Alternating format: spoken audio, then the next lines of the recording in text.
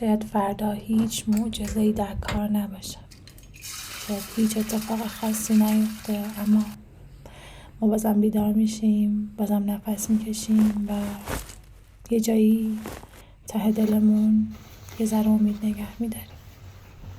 نه از سر قهرمانی یا شجاعت، فقط چون راه دیگه‌ای بلد نیستیم.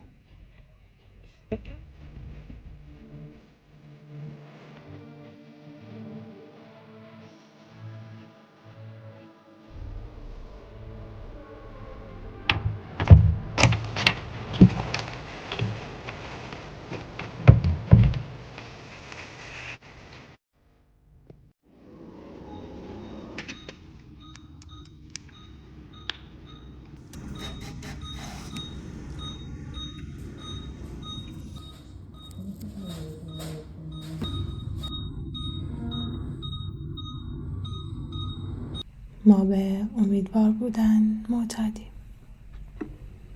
امید تنها چیزیه که برامون مونده.